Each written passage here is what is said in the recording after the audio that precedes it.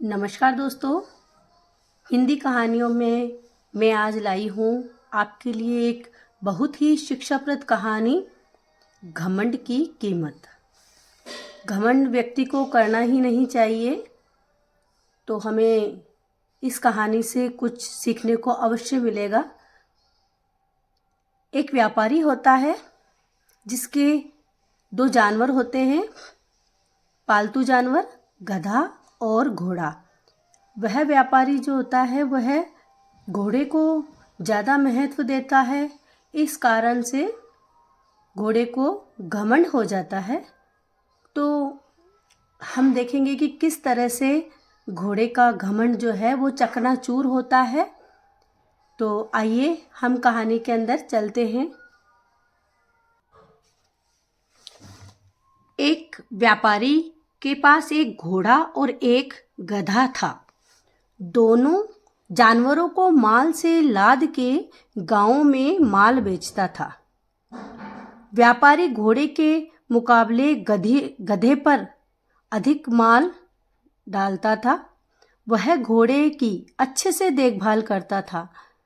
इस कारण घोड़ा घमंडी हो गया था। आप देख ही सकते हैं कि किस तरह से ये घोड़े को खिला रहा है व्यापारी और गधा देख रहा है। एक दिन गधा बीमार पड़ गया। व्यापारी गधे को बाहर निकालना चाहता था, परंतु हर साल की तरह इस साल भी दूसरे गांव में मेला शुरू हो गया। मेले में बिक्री अधिक होने के कारण व्यापारी बीमार गधे को भी साथ ले गया। घोड़ा खुशी खुशी अपना बोझ ढो रहा था। ये देखिए, घोड़ा है वो बहुत खुशी से अपना बोझ ढो रहा है और गधा इसमें परेशान दिखाई दे रहा है। दूसरी ओर गधा बीमारी के कारण थक चुका था और धीरे धीरे चलने लगा।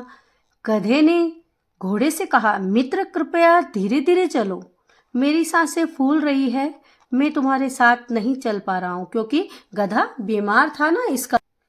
ये देखिए किस तरह से गधा आगे आगे चल रहा है। घोड़े ने अहंकार से उत्तर दिया, यह मेरी सामान्य गति है दोस्त, मेरी दौड़ तो काफी अधिक है।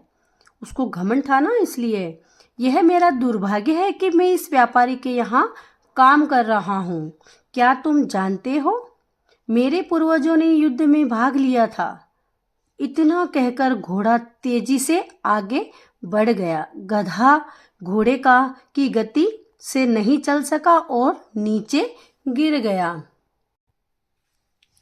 यह देखकर व्यापारी ने गधे का सारा बोझ उठाकर घोड़े पर डाल दिया। देखिए आप, क्योंकि वो गधा जो था वो नीचे गिर गया था ना, तो इस कारण से व्यापारी ने देखा कि भाई अब गधा तो गिर गया है, तो उसने वो जो उसका सारा सामान था वो किस पर लाद दिया, घोड़े पर लाद दिया। घोड़ा अब पछता रहा था क्योंकि उसने गधे का साथ नहीं दिया। उसे अपने घमंड की कीमत चुकानी पड़ी। तो दोस्तों, घमंड हमें कभी नहीं करना।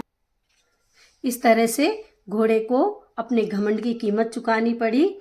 तो प्रिय बच्चों और सभी पढ़ने वालों को मैं ये कहना चाहूँगी कि हमें घमंड नहीं करना चाहिए। इस कहानी से हमें यही शिक्षा मिलती है। अगर मेरी कहानी अच्छी लगी हो तो प्लीज़ लाइक करें, सब्सक्राइब करें। Thank you for watching.